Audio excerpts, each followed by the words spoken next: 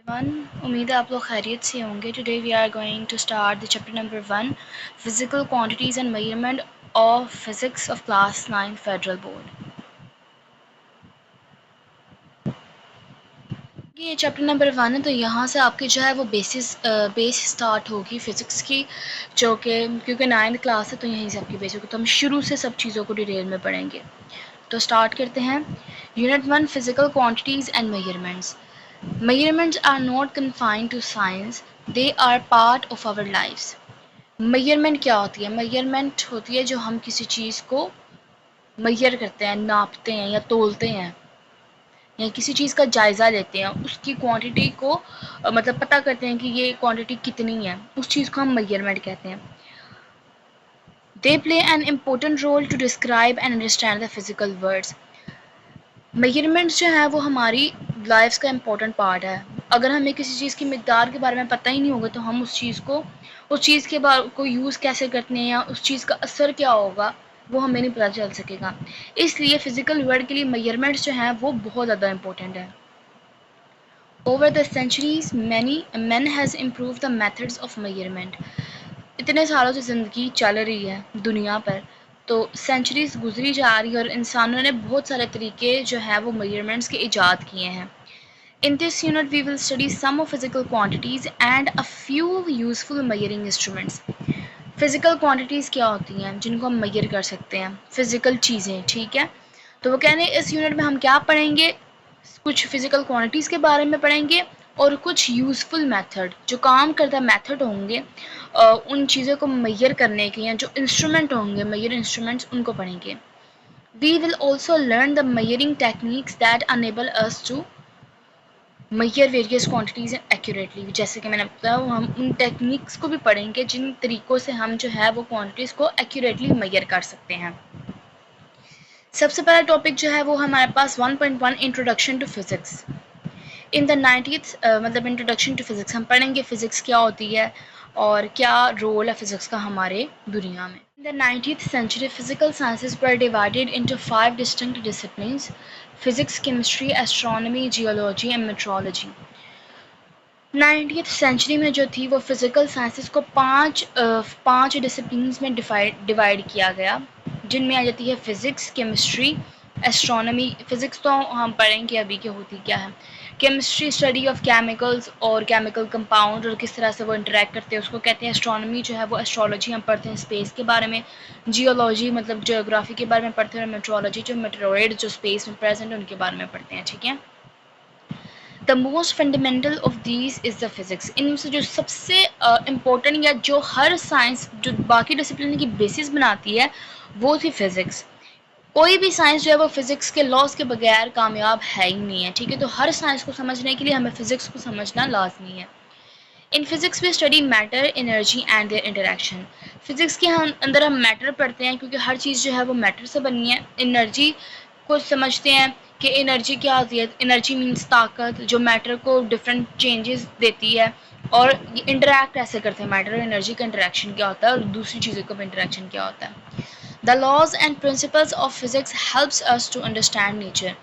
Physics के जो laws हम पढ़ते हैं, आगे जाके पढ़ेंगे सारे लॉज, वो हमें किस चीज़ में हेल्प करते हैं, नेचर को समझने के लिए।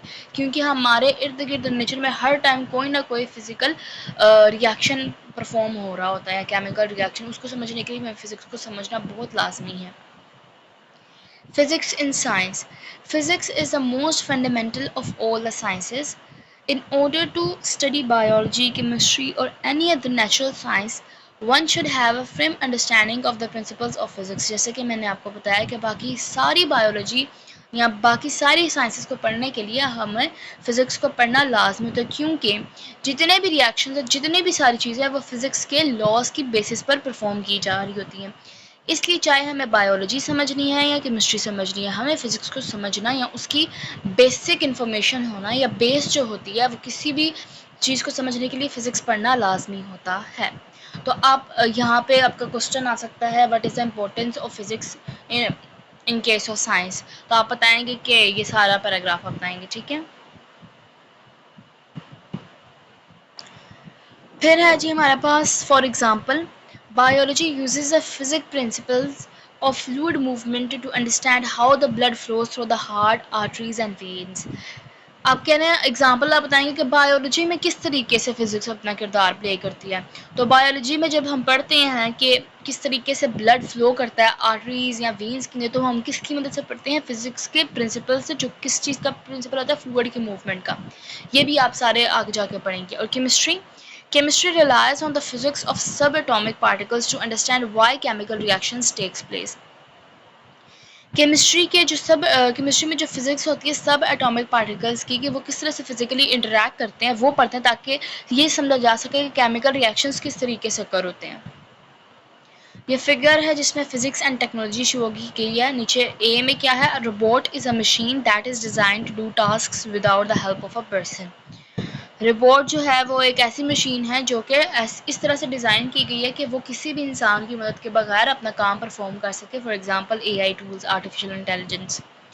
Space shuttle being launched into the space with rocket. Rocket भी जो है वो एक रोबोट ही होता है, क्योंकि वो स्पेस में जाके अपने आप ही काम जो है उसको कंप्यूटराइज सिस्टम से जो है वो कंट्रोल किया जा रहा होता है।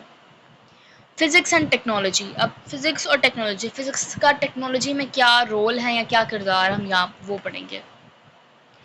What are the technological devices that we use on a regular basis. कौन कौन सी ऐसी टेक्नोलॉजिकल डिवाइसेज है जो कि हम रेगुलर बेसिस पे यूज़ करते हैं। Computers, smartphones, MP3 players and internet come to our mind. What are technologies that you have only heard of. आपने कौन सी ऐसी टेक्नोलॉजीज है जिनके बारे में सिर्फ सुना ही देखा नहीं। वो आ जाती हैं रॉकेट्स एंड स्पेस शटल्स। इनको आज तक हमने अपनी आंखों से तो नहीं देखा, सिर्फ इनकी पिक्चर्स वगैरह देखी हैं, इनको सुना, इनके बारे में सुना है। Magnetically levitating trains and microscopic robots that fight cancer cells in our body. All of these technologies, whether commonplace or exciting, are based on the principles of physics. अब न्यू टेक्नोलॉजी ने क्या किया है, मैग्नेटिकली लेविटेटिंग ट्रेन्स बना दी। जो bullet trains होती हैं वो मैग्नेटिक फील्ड की वजह से जो है उनकी जो स्पीड्स है वो हाई होती हैं, ठीक है। और माइक्रोस्कोपिक रोबोट्स ईजाद किए गए हैं जो कि बॉडी में इंसर्ट किए जाते हैं और जाके कैंसर सेल्स के साथ फाइट करते हैं। तो ये क्या है, ये सब चीज़ें जो है मैग्नेटिक फील्ड या जो भी सारी चीज़ें कि हम फिजिक्स के अंदर पढ़ते हैं। तो मैग्नेटिकली लेविटेटिंग ट्रेन्स बनाने के लिए हमने फिजिक्स को समझा, मैग्नेटिक फील्ड को समझा और फिर उसकी बेसिस पर हमने ये चीज़ें बनाई, ठीक है। तो इन सब चीज़ों को टेक्नोलॉजी डेवलप करने के लिए भी फिजिक्स के प्रिंसिपल्स को समझना और उनको यूज़ करना जो है वो लाजमी होता है।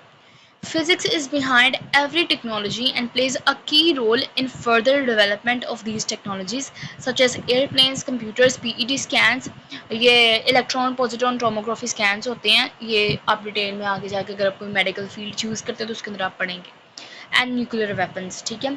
फिजिक्स जो है वो हर चीज़ के बेस होती है टेक्नोलॉजी में, और ये की रोल प्ले करती है किसी भी टेक्नोलॉजी के डेवलपमेंट में, ठीक है।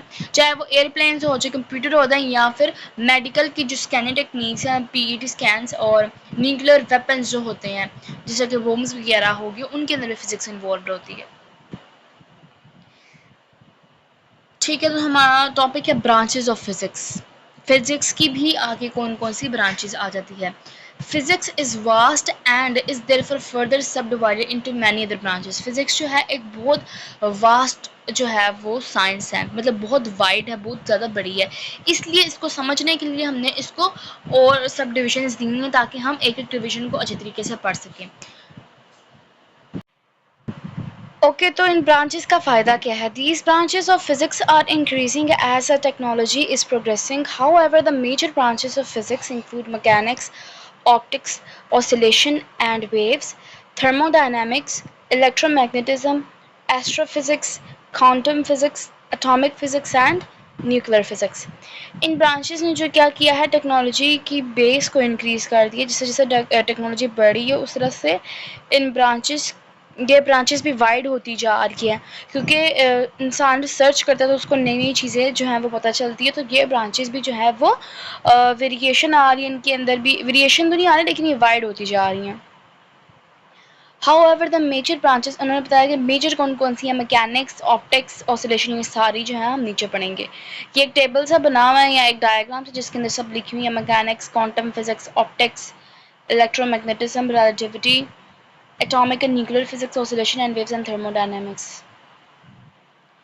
अच्छा जी, तो डू यू नो में क्या है, the cubit was a measurement unit used by Egyptians to build the pyramid. The cubit is a measure from your elbow to the tip of your middle finger when your arm is extended. अच्छा, जब आपकी अब qubit जो है वो एक unit के तौर पर यूज़ होता था। इजिप्ट के लोग जो है वो उन्हें यूज़ करते थे किस चीज़ के लिए, जब वो पायरामिड्स बनाते थे मेजरमेंट के लिए ना इस यूनिट को यूज़ करते थे। इन चीज़ और लेंथ जो है ना वो क्यूबिट में मेजर करते थे। तो क्यूबिट की कितनी देखा जाए तो कितना, आपकी एल्बो से लेके जो टिप ऑफ मिडल फिंगर है वहाँ तक ये क्या है, एक क्यूबिट होता है। जब आपकी एक्सटेंडेड क्या होती है, जब आपकी आर्म जो है वो बिल्कुल स्ट्रेट होती है, एक्सटेंडेड स्ट्रेट में होती है। Physics has strong connections with mathematics to understand the nature. Physics we use mathematics as a tool. Therefore learning physics require mathematical knowledge. अब क्या है, फिजिक्स और मैथमेटिक्स के अंदर जो है वो एक गहरा ताल्लुक है, इसलिए फिजिक्स को समझने के लिए हमें मैथ समझना पड़ेगा, क्योंकि फिजिक्स के अंदर मैथमेटिकल टेक्निक्स भी यूज होती हैं। Physical and non physical quantities, तो अब हम पढ़ेंगे फिजिकल और नॉन फिजिकल क्वांटिटीज कौन सी होती हैं। Physical quantities are those quantities which can be measured, whereas non-physical quantities are those quantities which cannot be measured. Physical quantities हमारे पास वो quantities होती हैं जिनको हम measure कर सकते हैं, जिनको हम नाप सकते हैं, तोल सकते हैं, और नॉन फिजिकल क्वांटिटीज है जिसको हम कैलकुलेट नहीं कर सकते हैं, उसको measure नहीं कर सकते हैं, हम उसकी मिकदार का पता नहीं लगा सकते हम कि कितना है। Quantities like length, mass, time, density, temperature can be defined as measured and measured. अच्छा, इनको हम क्या है, ये जो क्वांटिटी इनको हम डिफाइन भी कर सकते हैं, इनको कैलकुलेट कर सकते हैं, मेजर कर सकते हैं यूनिट्स में। तो ये हमारे पास क्या है, सारे फिजिकल क्वांटिटीज़। और ऐसी quantities like taste, feeling and colour, ये चीज़ें क्या है, इनको हम मेजर नहीं कर सकते, इनको हम कैलकुलेट तो नहीं कर सकते, इनकी हम एक सर्टन वैल्यू मैथमेटिकल उसमें डिजिट्स में नहीं लिख सकते हैं, इसलिए ये क्या है, non physical quantities. Point two pounder, measurement is a comparison between an unknown physical quantity like length, mass, time, etc. and standard to see how large or small it is compared to that standard. Unit is a standard with which physical quantities are compared. अच्छा, जो measurement क्या है, measurement क्या होता है, comparison होता है, एक स्टैंडर्ड हमने सेट किया होता है, या एक आइडियल चीज़ हमें पता होती है, एक यूनिट जिसको हम कहते हैं। यूनिट जो होता है वो हर चीज़ का स्टैंडर्ड होता है मेजरमेंट में, तो हम उसको फिर मेजर करते हैं उस स्टैंडर्ड के दौरान, फिर हम कंपेयर करते हैं कि अच्छा अगर एक चीज़ इतनी थी तो ये कितनी है, ठीक है। यूनिट जो है वो स्टैंडर्ड होता है। Measurement of a physical quantity consists of numerical magnitude, number representing the size of the quantity and unit in which it is measured. अब मेजरमेंट कोई भी अगर हम मेजर करते हैं तो उसके क्या पार्ट्स होते हैं या उसमें क्या चीज़ें प्रेजेंट होती हैं। फर्स्ट ऑफ ऑल तो नंबर्स प्रेजेंट होते हैं, न्यूमेरिकल मैग्नीट्यूड, जो नंबर होते हैं जैसे 1 2 या 3, और साथ उसके क्या होता है, एक मेजरिंग यूनिट होता है जो सेंटीमीटर, मीटर, किलोग्राम्स वगैरह होता है, वो जो कि उसको मेजर कर रहा होता है, ठीक है। फॉर एग्जांपल अगर लेंथ का हमारे पास यूनिट होता है मीटर, तो 1.65 एग्जांपल अगर देखें फिगर आप 1.2, तो 1.65 क्या है, न्यूमेरिकल मैग्नीट्यूड, और मीटर क्या है, यूनिट ऑफ लेंथ है। ये सब यूनिट्स आपको याद करने पड़ेंगे, ठीक है। ये हमने एग्जांपल पढ़ ली।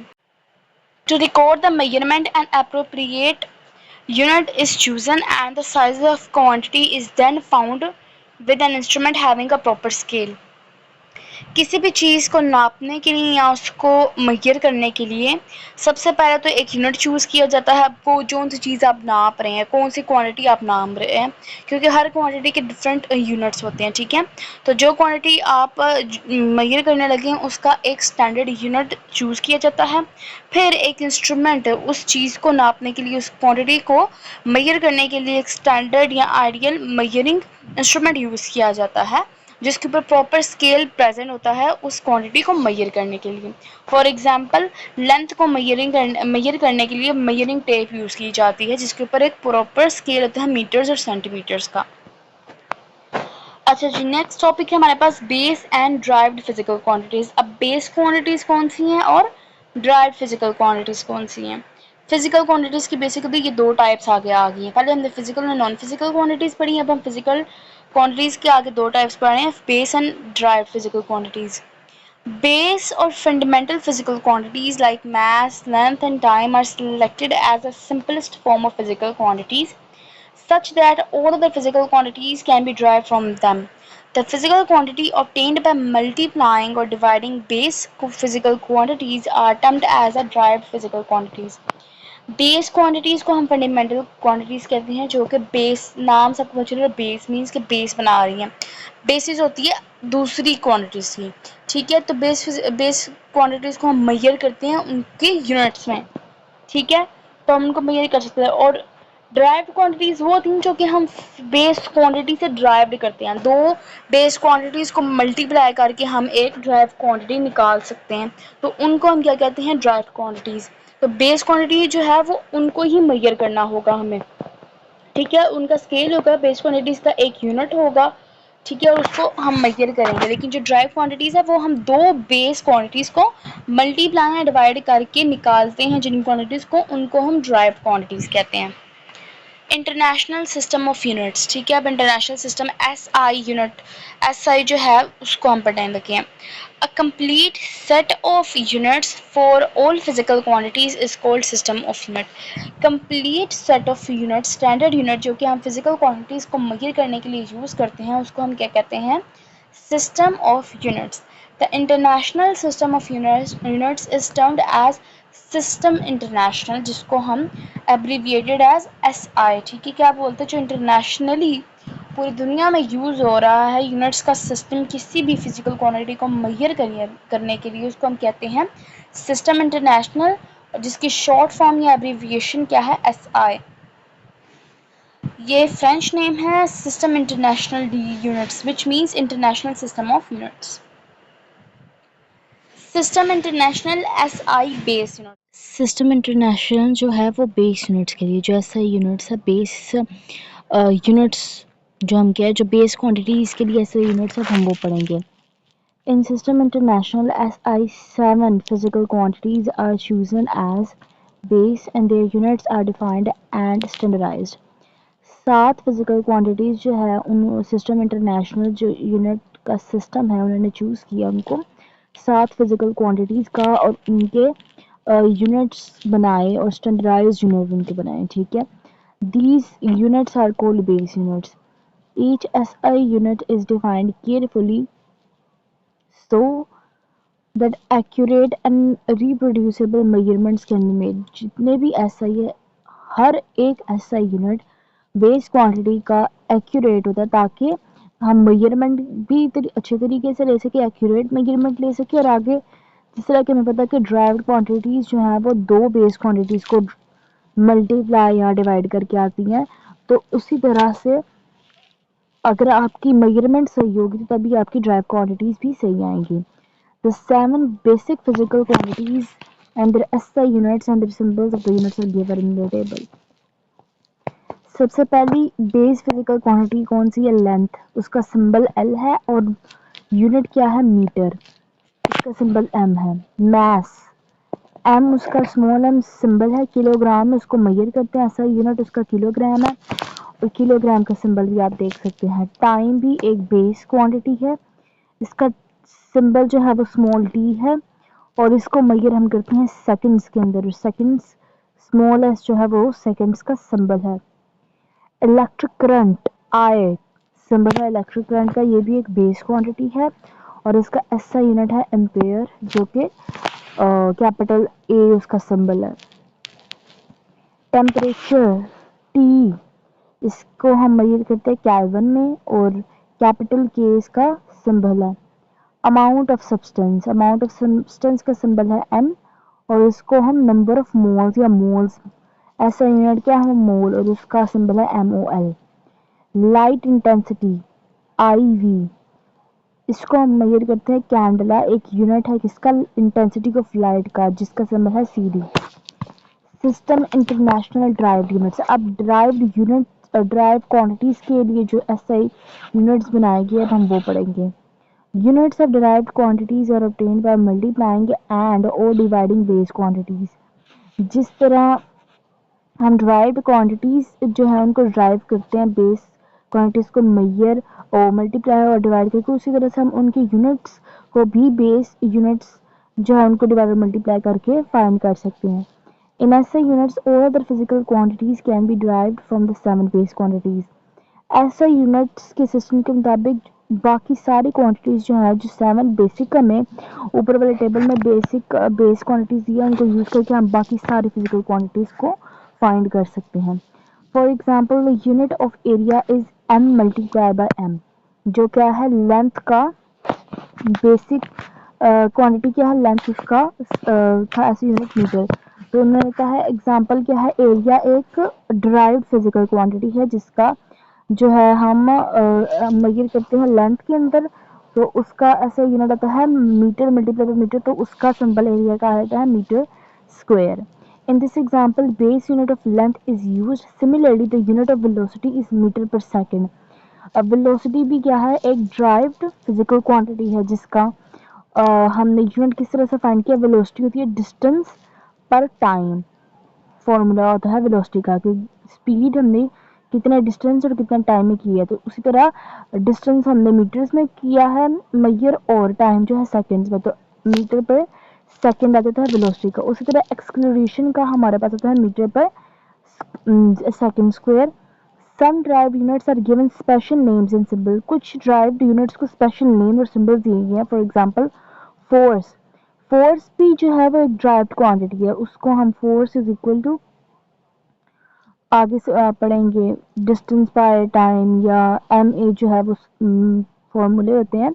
लेकिन अब हमने डिस्टेंस बाय टाइम हम इसको मेजर करते हैं अगर देखा जाए, तो इसको अगर हम ड्राइव्ड यूनिट अगर हम इसको सॉल्व करके बनाएं फोर्स का, तो डिस्टेंस का हम यूनिट लेते हैं किलोग्राम और metre by second square which is given special name, इसको स्पेशल नेम क्या दिया गया है, newton, and represented by as capital N.